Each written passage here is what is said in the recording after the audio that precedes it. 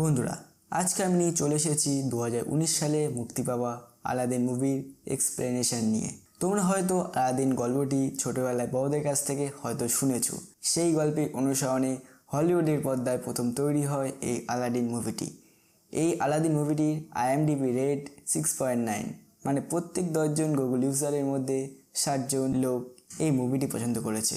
তাহলে আর বকবক না বাড়িয়ে মুভির এক্সপ্লেনেশন শুরু করা যাক। মুভির এক্সপ্লেনেশন শুরু করার আগে তোমাদের কাছে একটাই আবেদন, তোমরা চ্যানেলটা সাবস্ক্রাইব ও একটা লাইক করে দেবে এবং ভিডিওটা প্রথম থেকে শেষ পর্যন্ত দেখবে। আমি কথা রাখছি, তোমাদের এই এক্সপ্লেনেশনটা অবশ্যই ভালো লাগবে। মুভির শুরুতেই দেখা যায় একটা বড় জাহাজ এবং তার পেছনে থাকে একটা ছোট লঞ্চ। সেই লঞ্চে থাকা দুটো বাচ্চা বড় জাহাজকে দেখে তাদের ছোট লঞ্চে ভাঙাচোরা বলতে থাকে। তাদের বাবা তাদেরকে বলে, এই লঞ্চ কত ঝড়ঝাপটা থেকে তাদেরকে বাঁচিয়েছে, তা কি তোমরা ভুলে গেছো? তা তো বাচ্চারা ওই ছোট লঞ্চকে খারাপ ভাঙাচোরা বলছিল। তখন তাদের বাবা তাদেরকে একটা গল্প শোনাতে থাকে। তখন সিনটা ফ্ল্যাশব্যাকে চলে যায়। দেখা যায় মুভির প্রধান ক্যারেক্টারকে। এখনো পর্যন্ত এর নাম বলা হয়নি, এর নাম আমরা পরে জানতে পারবো। কিন্তু ছেলেটির ওপরে একটা বানর বসে আছে, এর নাম হলো আব্বু। এরা দুজনেই পেশায় চোর। একটা মহিলা এই ছেলেটির কাছে এসে বানরকে খুব সুন্দর আর কিউট বলে বানরকে কোলে নেয়। সে তো আর জানে না এই কিউট বানর কি লেভেলের চোর। তার অজান্তে বানর তার হাট চুরি করে নেয়। তারপর এই হাটটা দোকানে বিক্রি করে এক থলি খেজুর পায়। এই খেজুর একা না খেয়ে গরিব বাচ্চা ও মহিলাদেরকেও ভাগ করে দেয়। মানে এই ছেলেটি চোর হলেও মন ভালো। সেই বাজারে একটা সুন্দরী মহিলাকে দেখতে পায়। দেখে মনে হয় সে কোনো ছদ্মবেশে আছে। সেখানে দুটো গরিব বাচ্চাকে দেখে তার খুব মায়া হয়। এই জন্য সে তাদের দুজনকে দুটো পাউরুটি দিয়ে দেয়। দোকানদার এটা লক্ষ্য করলে সে ঝগড়া করতে শুরু করে। মেয়েটি বলে, ওই বাচ্চা দুটো খিদে ছিল তাই আমি দিয়েছি। কিন্তু মেয়েটির কাছে টাকা না থাকায় দোকানদার আরও ঝগড়া করতে থাকে। এই ঝগড়া শুনে আমাদের প্রধান ক্যারেক্টার চলে আসে। সেখানে সবকিছু বুঝে এই ছেলেটি মেয়েটির হাতে থাকা কাঙ্গান দোকানদারকে দিয়ে দেয়। এরপর তারা চলে আসতে থাকে। কিন্তু মেয়েটি বলে, তুমি আমার কাঙ্গান দিয়ে দিয়েছো। কিন্তু মেয়েটি তো আর জানে না এই ছেলেটি কি লেভেলের চোর। পরক্ষণে ছেলেটি দেখায়, এই তো তোমার কাঙ্গান। মেয়েটি অবাক হয়ে যায়। দোকানদার পকেটে হাত দিয়ে দেখলে কাঙ্গান না থাকায় তাদেরকে তাড়া করতে থাকে। ছেলে মেয়ে ও বানরটি তিনজনে চোর পুলিশের মতো করে পালিয়ে অবশেষে ছেলেটির আস্থানে পৌঁছায়। সেখানে গিয়ে মেয়েটি তার নাম জিজ্ঞেস করলে সে বলে, আমার নাম হলো আলাদিন। হ্যাঁ, এই হলো সিসকে চোর আলাদিন। এবার আলাদিন মেয়েটির নাম জিজ্ঞেস করলে সে বলে, আমার নাম ডালিয়া। বন্ধুরা, এই ডালিয়া নামের এই মেয়েটি আসল পরিচয় আমরা পরে জানতে পারবো। ডালিয়া আলাদিনের ভাঙা দরজা থেকে পুরো রাজদরবার দেখতে পেয়ে খুব খুশি হয়। তারপরে আলাদিনের সন্দেহ হলে সে ডালিয়াকে বলে, এই কাঙ্গান তো শুধুমাত্র রাজদরবারের মধ্যে শেহজাদিরাই পড়ে। তখন ডালিয়া বলে, আমি তো শেহজাদির দাস হিসাবে কাজ করি। এটা শুনে আলাদিনের সন্দেহ দূর হয়। তোমাদের আগেই বলে দিই, এই রাজ্যের নাম আগ্রাগা। তখন অন্য রাজ্যের সুলতান এই আগ্রাগা রাজ্যের শেহজাদির সঙ্গে বিয়ের প্রস্তাব নিয়ে যাচ্ছিল ঢাকঢোল পিটিয়ে। ডালিয়া এই শব্দ শুনে আলাদিনকে বলে, আমাকে এক্ষুনি মহলে যেতে হবে, কারণ শেহজাদিকে সাজাতে হবে।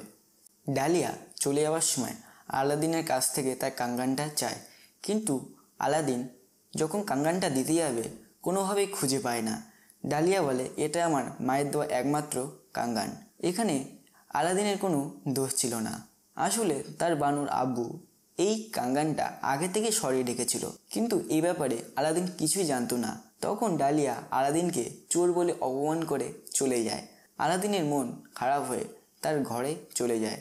তখন আব্বু সেই কাঙ্গানটা আলাদিনকে দেয়। আলাদিন তখন আব্বুকে বলে, কোনো জিনিসের উপর কারো স্মৃতি জড়িয়ে থাকে সেই জিনিসটা চুরি করা উচিত নয়।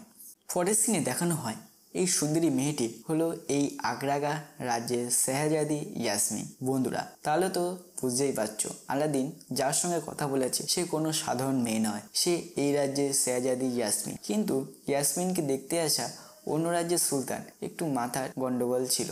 এটা দেখে ইয়াসমিন তাকে বিয়ের প্রস্তাব থেকে নাকচ করে দেয়। কারণ এই পাগলা সুলতান ইয়াসমিনের পাশে থাকা বাঘকে দেখে বলে, বিড়ালকে বাঘের মতো রং করেছো কেন? এটি বলে বাঘের কাছে গিয়ে সুলতান মিউ মিউ বলতে বললে বাঘ তাকে উল্টো কামড়ে দেয়। বেচারার বিয়েটাও হলো না।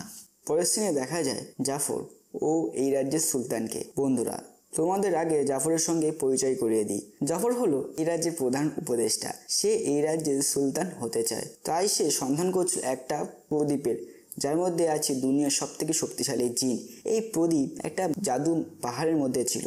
এই পাহাড়ের মধ্যে শুধু সেই ঢুকতে পারবে যার মনে কোনো পাপ নেই, মানে তাকে হতে হবে একদম পাপ মুক্ত। জাফর চোট বাটপার হওয়ার কারণে সে তো আর এই ক্যাটাগরির মধ্যে পড়ে না, তাই সে জাদু পাহাড়ে ঢুকতে পারে না। জাফর অনেকবার বিভিন্ন লোককে এই পাহাড়ের মধ্যে ঢুকিয়েছিল, তারা আর কখনোই ফিরে আসেনি, কারণ এই পাহাড়ের মধ্যে প্রদীপ ছাড়াও প্রচুর সোনাদানা হিরে ছিল। কিন্তু জাফর বলে কোনো সোনাদানা হিরে মতি কোনো কিছুই হাত দিলে চলবে না। কিন্তু তারা অতি লোভে তাতে হাত দেওয়ায় তারা সেখানে ভস্ম হয়ে যায়। জাফর বাটপার হলো, তার কাছে একটা বিশ্বস্ত তোতা পাখি ছিল। সে বিভিন্ন জায়গার সমস্ত খবর সে জাফরকে এসে বলতো। বেচারা জাফরের আর প্রদীপও পাওয়া হলো না, তাই সে চারিদিকে পাপমুক্ত লোকজনদের খুঁজছে। বন্ধুরা, এই কথাটা মনে রাখবে, পরে এই ব্যাপারে জানতে পারবে। তাহলে আগের সিনে চলে যাওয়া যাক। জাফরের কাছে জাদুকরি সাপের মুখলা একটা লাঠি আছে। সে এই লাঠির মাধ্যমে সুলতানকে হিপনোটাইজ করে শিলাবাতে আক্রমণ করার আদেশ পেতে চায়।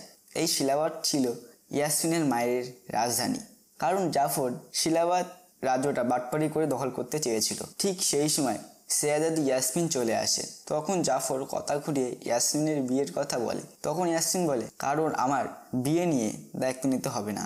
জাফর বলে, বিয়ে না করলে সুলতান কে হবে? ইয়াসমিন বলে, সুলতান আমি হব। কিন্তু ইয়াসমিনের বাবা বলে, এই রাজ্যের সুলতান শুধুমাত্র ছেলেই হতে পারবে। সুলতানের কোনো ছেলে না থাকায় ইয়াসমিনকে যে বিয়ে করবে সেই হবে এই রাজ্যের সুলতান। ইয়াসমিন এই কথা শুনে রাগে বেরিয়ে যায়। পরের সিনে দেখা যায় আলাদিন ডালিয়ার কাঙ্গানটা ফেরত দিতে রাজপ্রাসাদের সাথে ঢুকে পড়ে। বহু নিরাপত্তা কর্মীদের ফাঁকি দিয়ে ডালিয়ার কাছে পৌঁছায়। আলাদিন কিন্তু এখনও জানে না এই ডালিয়াই হলো শেহজাদি ইয়াসমিন। যাই হোক, ডালিয়া আলাদিনকে বলে, এখানে তুমি কেন এসেছো? সবচেয়ে বড় কথা, এত নিরাপত্তা কর্মীদের ফাঁকি দিয়ে এখানে কীভাবে আসলে? আলাদিন প্রশ্নের জবাবে বলে, এখানে তোমার কাঙ্গান দিতে এসেছি। ডালিয়া বলে, তো কাঙ্গানটা কোথায়? আলাদিন বলে, তোমার হাতে। এটা দেখে ডালিয়াও অবাক হয়ে যায়। বন্ধুরা, তোমরা তো জানো আলাদিন কি লেভেলের চোর। এমন সময় আসল ডালিয়া চলে আসে। শেহজাদি ইয়াসমিন তাকে পিছন থেকে ইশারা করে বলে, এই ছেলেটা কাঙ্গান ফেরত দিতে এসেছে। আরও বলে, তুমি হলে ইয়াসমিন এবং আমি ডালিয়া। তারপরে ডালিয়া চলে যায়।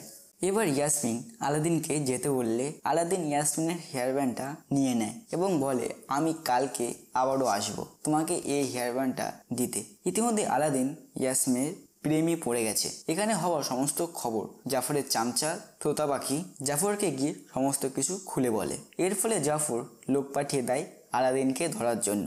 সেই মতো নিরাপত্তা রক্ষীরা আলাদিনকে আটক করে। পরের সিনে দেখা যায় জাফর ও আলাদিন একটা মরুভূমির মাঝখানে বসে আছে। জাফর আলাদিনকে বলে, তুমি যাকে কাঙ্গান দিয়েছ সে আসলে শেহজাদি ইয়াসমিন। আমি জানি তুমি ইতিমধ্যে তার প্রেমে পড়ে গিয়েছো। তুমি তো আর সুলতান না, তাই তোমার সাথে ওর বিয়ে হবে না। তুমি যদি আমার একটা ছোট্ট কাজ করে দাও, তাহলে আমি সোনা দানা রাজ্য এবং রাজ্যের সুলতান বানিয়ে দেব। আলাদিন বলে, কি কাজ করতে হবে? আমি ইয়াসমিনকে পাওয়ার জন্য সব কাজ করতে রাজি আছি। জাফর বলে, তোমাকে একটা জাদুকরি গুহা থেকে শুধুমাত্র প্রদীপ এনে দিতে হবে। কিন্তু হ্যাঁ, ওই গুহার মধ্যে প্রদীপ ছাড়াও আছে সোনা দানা হিরে মতি প্রচুর কিছু, কিন্তু এইগুলিকে হাত দিলে চলবে না। আলাদিন এই শর্তে রাজি হয়। সেই মোতাবেক আলাদিন ও তার অ্যাসিস্ট্যান্ট বানর আব্বুকে নিয়ে এই গুহায় ঢুকে পড়ে। গুহার মধ্যে দেখা যায় হিরে মতি সোনা দানা আছে। তারা লোভ সামলিয়ে এগিয়ে যায়। তারপর তারা দেখতে পায় জাদু কার্পেট। এই কার্পেটটা বহু বছর ধরে একটা পাথরের তলায় চাপা পড়েছিল। তাই আলাদিন এটা দেখে কার্পেটের ওপর থেকে পাথরটা সরিয়ে দিতেই কার্পেটটা হুশ করে উড়ে যায়, মানে কার্পেটটা উঠতে পারে। আলাদিনের ক্রাইম পার্টনার আব্বু, সে সারা জীবন চুরি করেই গেছে। সে তো এত সোনাদানা দেখে তো আর থাকবে না, মাঝে মধ্যে লোভ সামলাতে না পেরে সোনাদানায় হাত দিতে যায়, কিন্তু আলাদিন বারণ করায় সে তাতে আর হাত দেয় না। আলাদিন পাহাড়ে উঠতে গিয়ে একটা লাল হিরেতে পা পিছলে যায়, যেমন তেমন ভাবে ধরে রাখে, ফলে আলাদিন পড়ে যায় না। পাহাড় বেয়ে ওপরে উঠে অবশেষে প্রদীপের দেখা মেলে। এইদিকে লাল হিরে উপর থেকে পড়ে গিয়ে সোজা আবুর কাছে এসে পড়ে। লাল হিরে জল জল করতে দেখতেই তা উঠিয়ে নেয় এবং তাতে হাত দিয়ে ঘষা দিতেই লাল ফুটন্ত লাভা চারিদিক থেকে আসতে থাকে। এইদিকে আলাদিন পালাতে গেলে সে পাহাড় থেকে পড়ে, কিন্তু জাদু কার্পেট তাকে বাঁচিয়ে নেয়। জাদু কার্পেটের ওপর একটা পাথর এসে পড়লে সে সহ আলাদিন ও আব্বু পড়ে যায়, কিন্তু কোনো রকমে তারা একটা জায়গায় ঝুলে থাকে। ঠিক তৎক্ষণাৎ জাফর এসে হাজির হয়। জাফর আলাদিনকে বলে, আগে প্রদীপটা দাও, তারপর তোমাকে বাঁচাবো। আলাদিন সাদাসিধা মানুষ হওয়ায় তাকে প্রদীপটি দিয়ে দেয়। প্রদীপটি দিয়ে দেওয়া সত্ত্বেও জাফর গাদ্দারি করে আলাদিনকে লাথি মেরে ফেলে দেয়। তৎক্ষণাৎ জাদু কার্পেট এসে সবাইকে বাঁচিয়ে নেয়। এর মধ্যে আব্বু জাফরের কাছ থেকে প্রদীপটি নিয়ে নেয়। গুহা থেকে বাইরে বেরোনোর একমাত্র পথটিও বন্ধ হয়ে যায়। আব্বু আলাদিনকে প্রদীপটি দেয় এবং আলাদিন বলে, সাব্বাস বন্ধু, আমার চুরিবিদ্যা শেখানো এখন কাজে লেগে গেছে। আলাদিন প্রদীপের ওপর ধুলো দেখে তা পরিষ্কার করতে গেলে তার ভেতর থেকে নীল রঙের একটা বিশাল দৈত্য জিন বেরিয়ে আসে। এই জিন নাচ গানের মাধ্যমে তার পরিচয় তুলে ধরে। সে বলে, আমি শুধু 3টে ইচ্ছে পূরণ করতে পারবো। সে সব কিছু পারলেও সে কিছু জিনিস পারে না, যেমন কারোর মনে ভালোবাসা রোপণ করা, মরা মানুষকে জীবিত করা, ইত্যাদি ইত্যাদি। এই জিনের নাম হলো জিনু। এই জিনু বেশ ফানি। নাচ গান শেষ হওয়ার পরে জিনু বলে, এত সব কিছু করলাম, একটা হাততালি তো দেওয়াই যায়। আলাদিন হাততালি দিতেই যাবে, তখন জিনু বলে, ব্যাস ব্যাস, আর হাততালি দিয়ে আমাকে আর গর্ববতী করো না, মানে গর্বিত করো না। তারপর জিনু আলাদিনকে বলে, তুমি তোমার প্রথম মোড়াক বলো। কিন্তু আলাদিন বলে, আমি কি মোড়াক নিতে পারি এখনও ভাবিনি। জিনু বলে, এরকম আঁকা আমি প্রথমবার দেখলাম। আলাদিন বলে, আমি মোড়াক কিভাবে চাইব?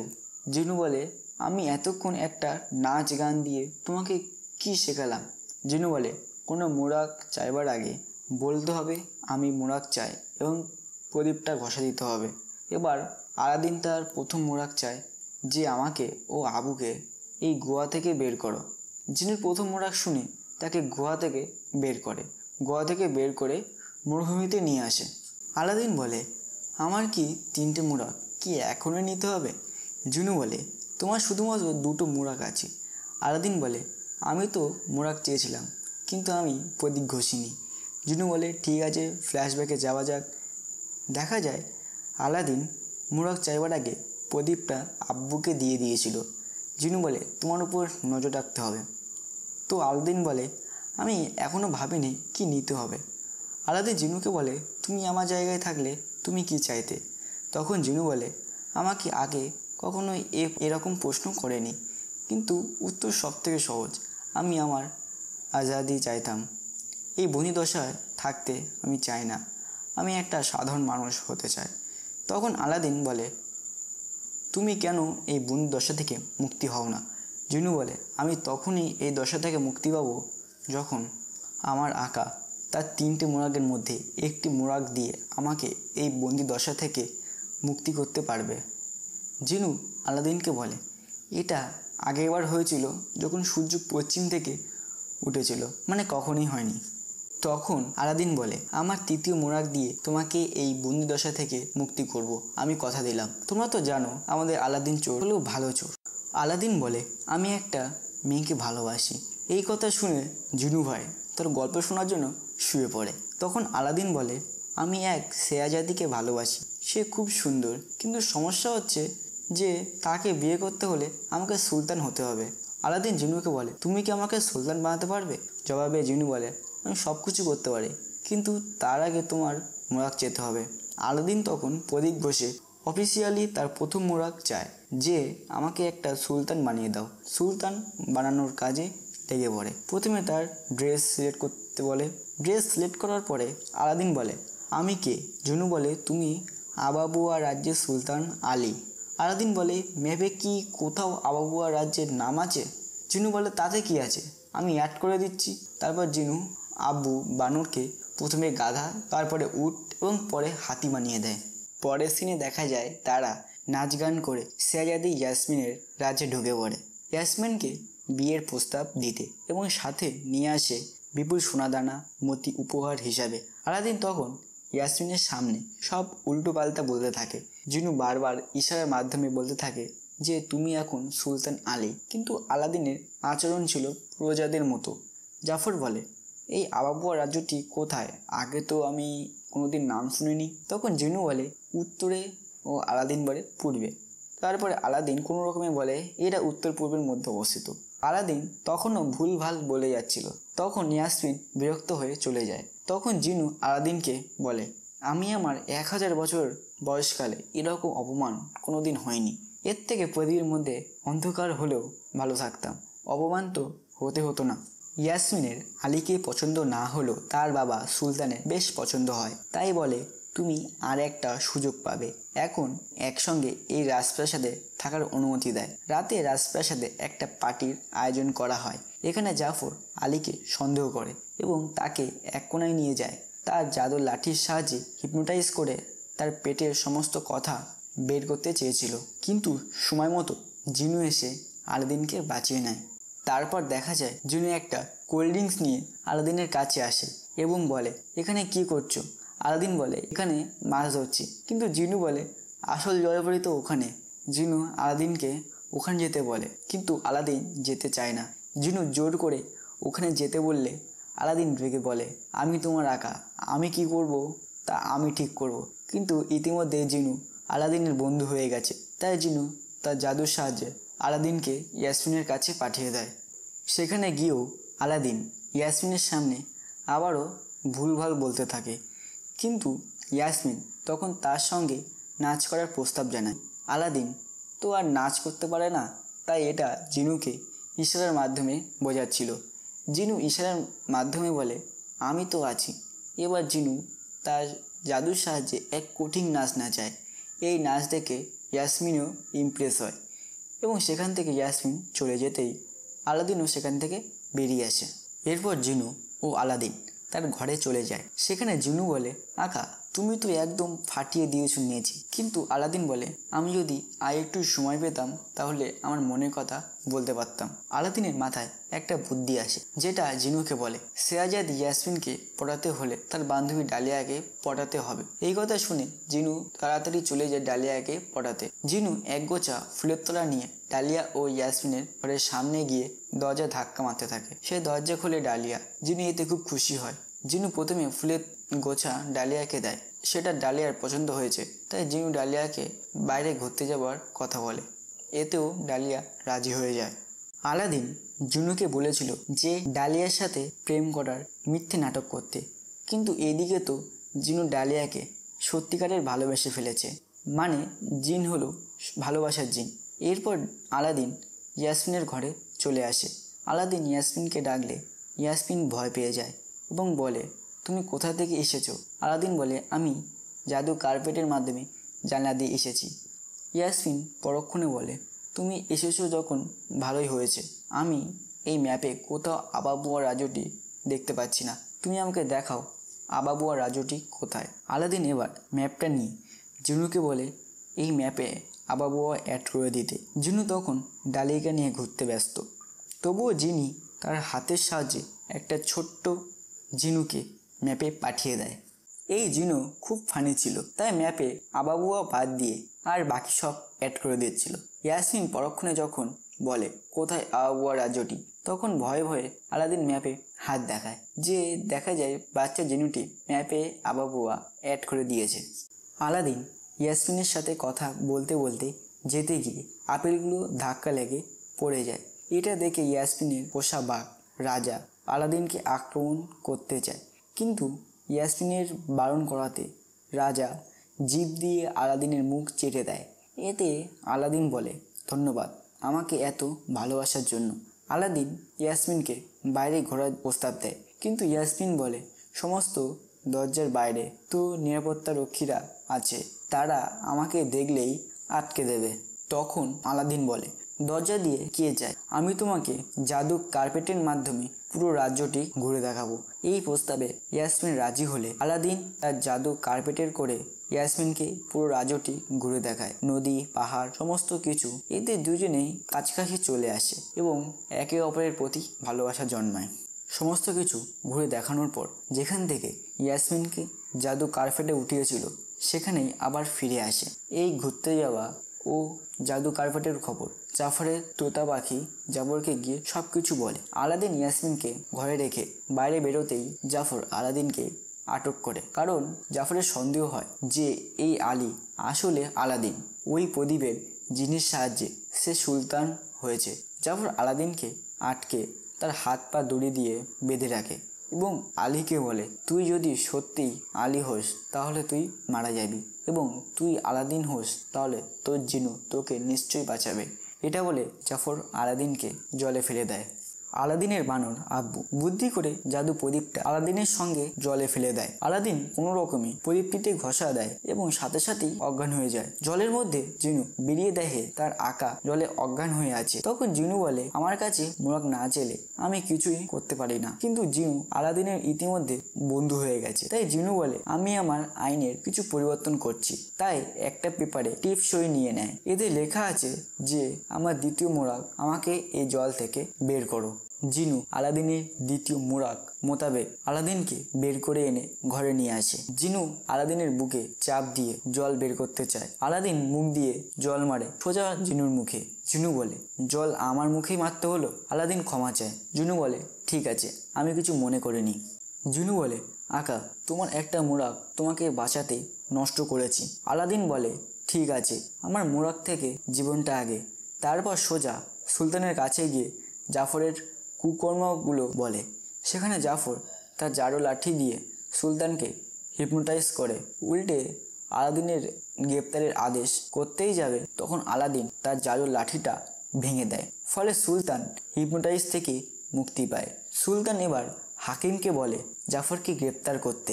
হাকিম হলো সুলতানের বিশ্বস্ত সেনাপ্রধান।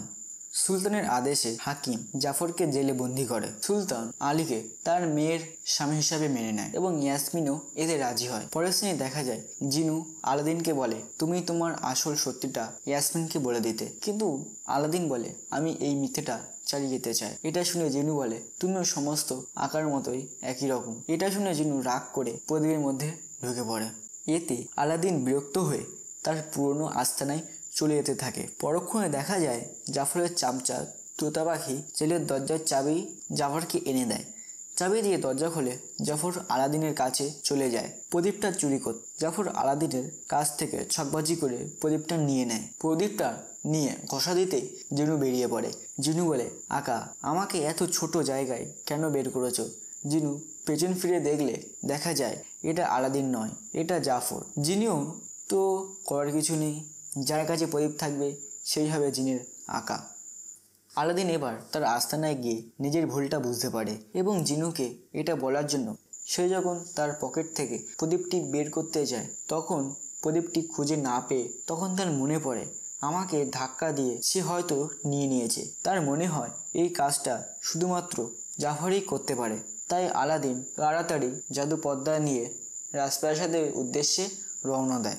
পরের সিনে দেখা যায় জাফর রাজপ্রাসাদে আসে। সেখানে সুলতান সহ পুরো পরিবার এবং সেনাপতি সেখানে হাজির হয়।